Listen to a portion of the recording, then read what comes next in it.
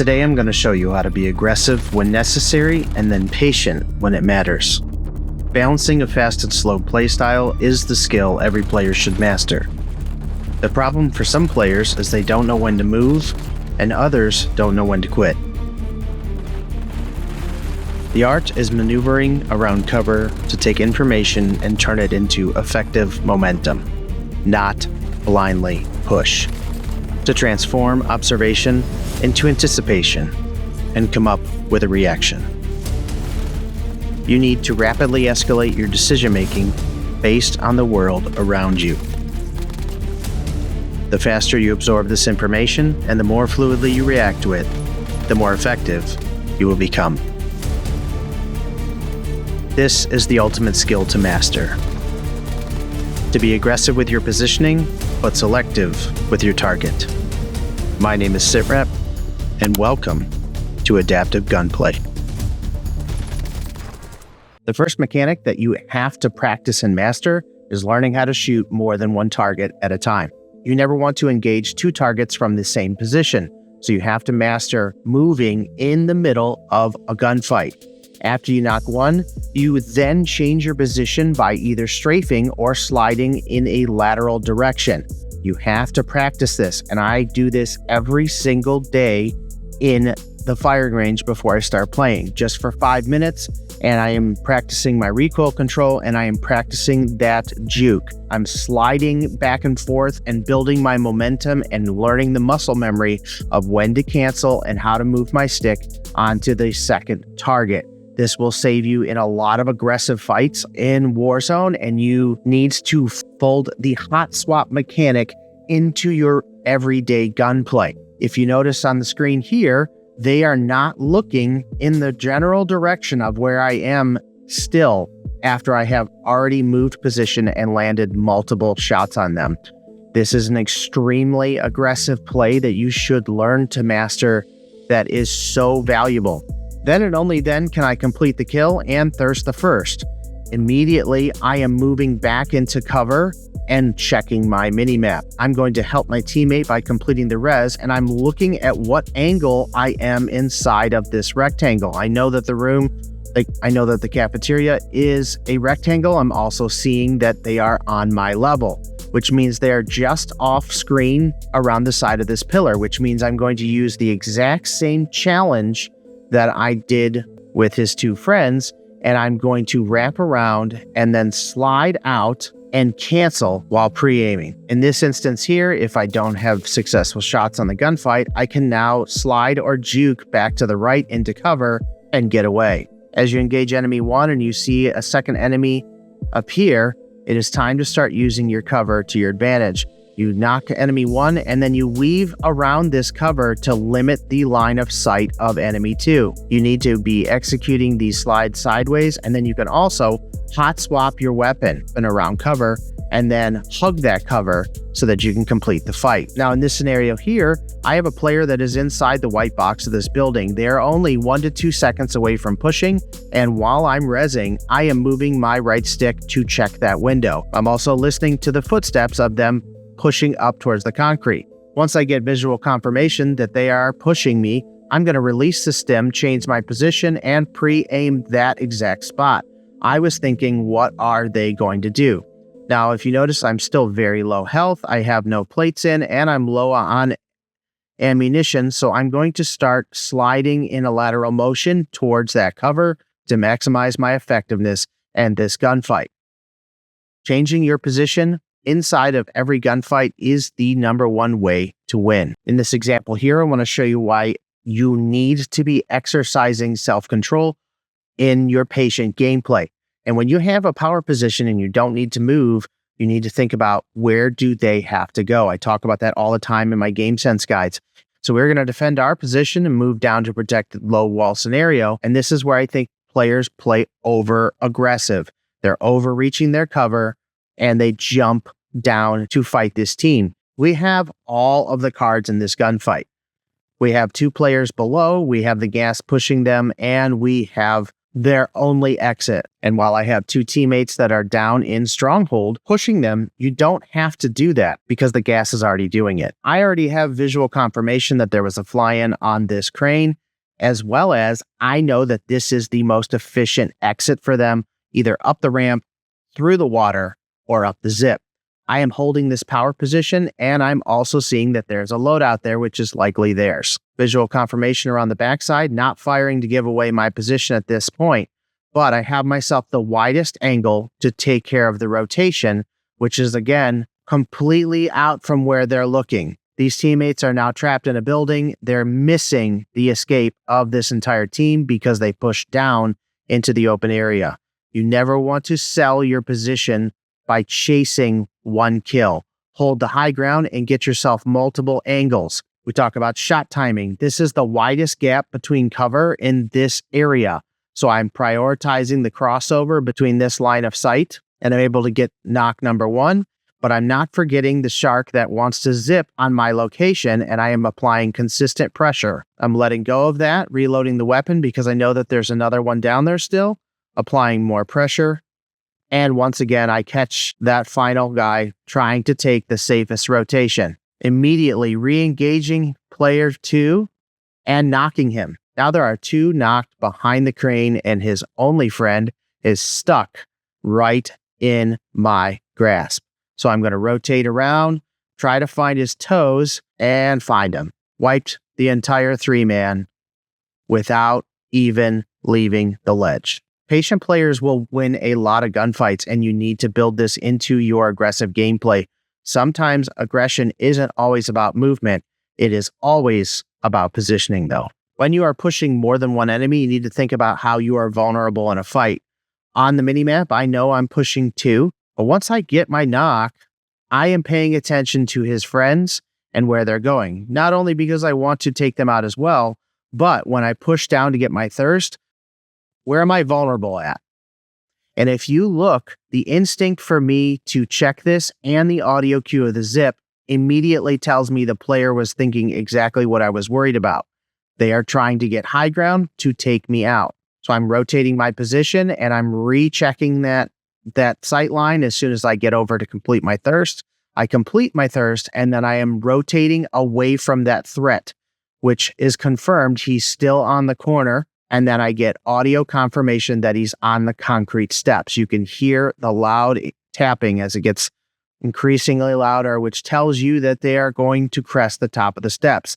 Fully plated, and I have enough ammo. Now I'm going to chow them and make sure I'm moving throughout the gunfight. Pushing multiple enemies is a very difficult thing. Using that vulnerability concept, you need to be always thinking about the elevation of these dots that you see on the minimap and how can they hurt you. If you were to step out into the street here, you may have open lines of sight from anyone on the hill or in the top of red roof. Just because you are fighting these red dots from Team 1 does not mean a third party is not watching. So you always want to be looking for visual cues and then prepare your attack. Enemies are going to use airstreaks to hold you in your position, and this is valuable time that you could be using to reset your plates and your ammo and then prepare your game plan. As your team pushes out, don't push in the same direction of them. Pinch from the side. And what I always talk about is find the squeeze. Whenever you are pinching with teammates, whether it's coordinated or by accident, when you see those outliers, you think like the lion. You want to find the weakest of the pack and kill them from outside the safety of their team. Once you do that, you're regathering that intel from the minimap, and I'm seeing that they are on top factory. They have fallen back, and I'm communicating that to my team as we push forward. If you notice on the screen here, I'm seeing a very valuable piece of information. That is a loadout box coming in. This is not the free loadout, which means someone is buying this, and it is dropping straight down at Grandma's house. So immediately, I know that as I push this zip, I not only am pushing a potential team that we are chasing, but likely a brand new team over at Grandma's. So I'm telling that to my team and immediately assessing that as we get to the top. That is confirmed. Their loadout is right on the steps outside of headquarters. And I'm once again pinging that and communicating to the team as we're aggressively pushing that fly-in. Find a UAV on the ground, pop it, and confirmed 2 inside, and 1 low on the buy. So it's more valuable to continue to push the player that we've already been chasing, and we're ignoring the elevated position at Grandma's. There's a lot of cover there, and there's no reason to continue to hold, but I want to push the team that we have been chasing. This is another push that I do in virtually almost every game because we land factory all the time. When you have confirmation that you have a team looking down at you from this position, there's a natural urge to run up the top or use the zip or run the catwalk. The catwalk on the long side of factory is one of the harder places to push living quarters from, so it's actually better to engage from low. So what we do is we break the player, and then while we maximize that break and close the distance of the gap, eliminating their sight line so that they have to push out and become vulnerable to get me. At that point, I can also provoke their push by shooting aerial fly-ins, which is what I'm doing here. I'm also hugging that cover as I'm rotating, listening to audio cues, and I'm seeing and communicating the fly-in on the roof. As we crest the top of the steps, I immediately switch back and double check that they are not pushing towards me. I lose a close teammate, switch immediately back to the SMG, and find them on the steps for the revenge kill. I'm immediately taking that information from my minimap and seeing that I have one above me, which is still a fly-in, and one on the buy station. Catch them as they're getting ready to go into the vehicle and drop them immediately. You have to be consistently checking this minimap. There is so much information that you're missing if you're not doing that. Pinning is something that we talked about in our minimap video, and I am immediately looking at the sequence of squares. I know that there's 4 squares. I am also seeing the large rectangle. The white margins are the actual outlines of these buildings, so I can tell that there are 2 enemies just outside the back corner of this limehouse before the trailers. What I'm also seeing is unsuppressed gunfire, and that means that they are fighting someone else. We don't have a UAV, and if they're firing their weapon, that means there's 2 teams. So I'm going to be more patient and hold my position till I can get more information. By simply killing that one player, we now have a fresh dot of his teammate, which is right on top of us. Getting multiple sound cues, we're pushing up. Sneaky Snake was the body shield here. We pushed up, we continue firing, and we pushed up past their ability to thirst, which is, I think, a very small detail that not enough people try. Is if you stay back and let your down sit between the enemies that you're fighting, you increase the risk of them being able to thirst. You want to push past where your teammate is down, and then pushing past that gives them the ability to then crawl backwards behind you, and you can land successful shots on your targets and revive your teammate. I'm still getting pings from that same location, which means there's still 2 teams fighting. That is not our team. So I immediately swing to the outside of the map. I'm looking at that rotation, exactly where I saw the dots, and then I'm pushing into Limehouse. But I'm paying attention to that gunfight. Snake calls in a UAV.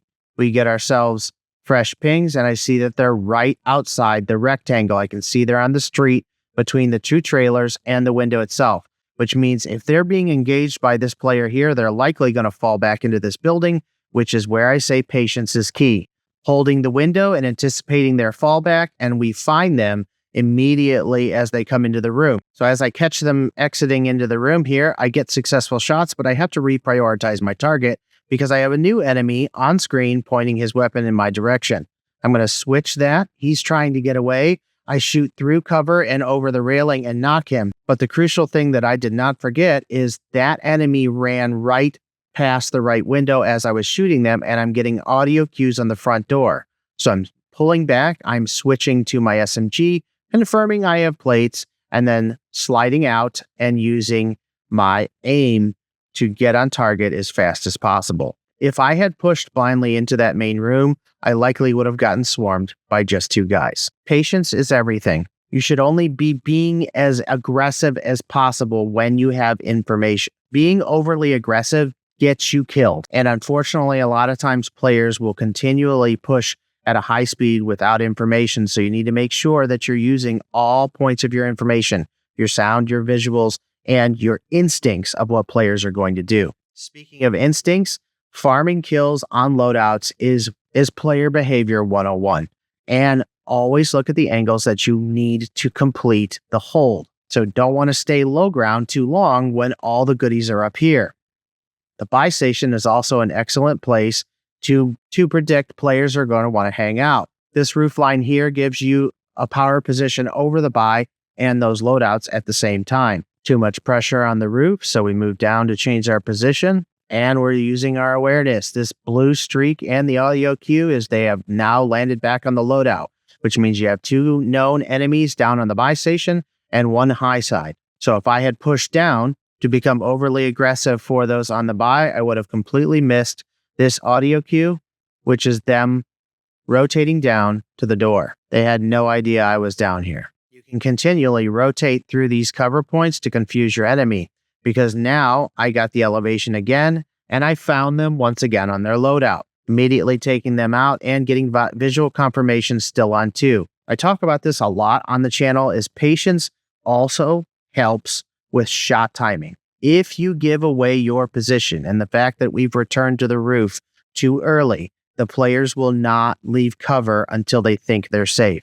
Once they have officially left the point of no return, then and only then do you start firing. And you also are going to select a target that is more in the open. And we'll talk about that more in just a moment. After you get your successful knock, you're communicating that there's still a teammate on him, which means they can res. You want to pinch with the teammate, call it out, and then fly down to the location to apply pressure. Within 2 seconds, you are on that buy station and getting yourself a UAV, because we want information. We are now on the low side and we need to know about our rotation. We're also grabbing a precision airstreak with that cash, and we're rotating to the high ground and formulating our plan. With that UAV, we see on the rectangle, on the white margin of the screen, we have up arrows. Now, what that means is they are in the general vicinity of this building. We are very low, and that could be them on the ground level. It could be them in cafeteria. It could be them also in the clinic or on the roof. That's 4 levels to clear. So we have to do what I call the sandwich. We're going to lace the top of the building with our precision airstreak. We're going to rotate towards the zip line of the tower. We're going to zip all the way up. We're peaking at the base, which is also getting hit by a secondary streak. And we are taking our position on the high ground. This is the Overwatch position. Once you get information, this is where the patience and shot timing is very, very important. On screen here, I see an enemy running along cover, but once I start shooting them, they're likely going to drop off behind the wall and become incredibly hard to thirst. On the other hand, I see this guy over here on the right, which is a much juicier target because they are not basing me and they have no immediate cover to react. So I'm going to reprioritize that target, and I'm going to shoot that target first. After I've completed that kill, I am going to avoid the gunfire from the left enemy, and I'm going to rotate in a more concealed fashion, which is where we go around the backside of the tower and then fly to this triangle, parkouring our way up, jumping onto the mantle, and now I am on the same plane as the rest of the enemies, but they don't know that I'm here. They see my teammate who is on top of the stairwell that I am at, but they do not see me. I am looking for their rotation, and they are calling out that he is on the tower. They are looking at the tower and not looking at that door. It is very important that you start to play different angles so that you have better shot timing to take out more than one enemy. Full sending the zip, again, you're being aggressive with your positioning, not with your gunfighting. We are taking that information in and repositioning after each and every kill to confuse the enemy, and then maximizing the playing field each and every time. Playing aggressively, it is very important that you learn to fight opposite angles of your teammates. Yellow is not a player I normally play with. They are pushing up on the left side. I am intentionally pushing up on the right-hand side. This is creating the pinch tactic naturally by just not shooting from the same angle. It gives me the ability to offer support fire on his players, but then back off, and we can each exchange shots. Now I want to look at 2 separate endgames and talk about how aggressive versus patient plays off. In this one, I think patience was key because of our position. We had teams on us. I was inside the tunnel. There was 2 enemies alive, and we had information above us that were on the shack. Teammate made an aggressive decision to try and flank, and it did not work out for him. So now I know we have a team above and 2 teams down below. Waiting for the circle slide is very important in some of these endgame scenarios, especially when you're not in a great scenario. I don't have my loadout. This is something I found on the ground. I'm also playing with randoms. Now that I have the circle slide, I'm taking advantage of the high ground, but looking for the location of the enemy. I'm not firing on the last known position because I'm still unaware of where the 3rd team is. I get confirmation they are ahead in the circle slide. We take them out first, and immediately I am shifting my focus off of my downed teammate to getting back to cover. I don't have plates in. I am broken. There's a precision airstreak, and I'm getting shot from the shed. So shifting to the closest point of cover and getting down into that area, along with the replating, I was also able to avoid their intended path of the airstreak, which was a good play. They were playing it towards the circle slide. Unfortunately for them, I was planning to hold them as they rotated in the same direction. That patience there, I'm waiting for information. The teammate is giving me good pings, but I don't see the enemy. And then through the smoke, I see them there, and I'm in the gas, burning gas mask. But the critical part here is that I did not sacrifice my position to get a kill. I wanted to win the game. So all the way back here, I prioritized this box, getting down out of his visibility, getting into the box, and putting those plates back in, and then being able to reset the gunfight. I also was getting confirmation at that point that there was, in fact, only 1 player left on that team. It is really important in the endgame to stop trying to win one gunfight and learn how to control the impulses so that you can win the game. If you're telling players where you're at because you want to shoot one of the 3 remaining players, you're not thinking big brain. You need to start thinking about how can you surprise them, which wait for the most opportune time when you have the best control. Now, in the other endgame scenario, we don't have control. The circle slide does not go in our favor. We have multiple points of defense, and we do not have position at all. So we are hard rotating around the outside of the gas, and this is where aggression can come into play if you keep it in check. Information is power. So if you're rotating in from that hard-angled circle, you need to prioritize using your stims.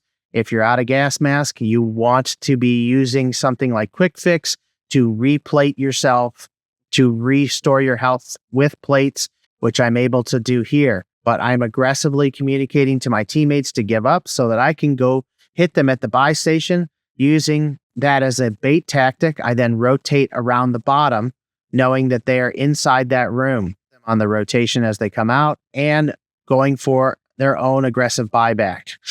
I'm also checking for buyback, rotating away from the danger, and now I've made it into the bottom. Now, when you're dealing with an aggressive endgame like this, you need to be aware that this one rectangle has 4 floors. We have the floor we're on, second, third floor, and roof. The fastest and only way to get to all 4 of those positions is on the back stairwell. So some of the more aggressive gameplays that you'll see players do comes from extensive map knowledge and those routes, and you need to be burning those on a regular basis so that you know how to get around. When you get stuck in a bad position, you're not going to be able to get out of it if you're not exercising your map knowledge. I'm going to the top so that I can get the most information and potentially res this teammate.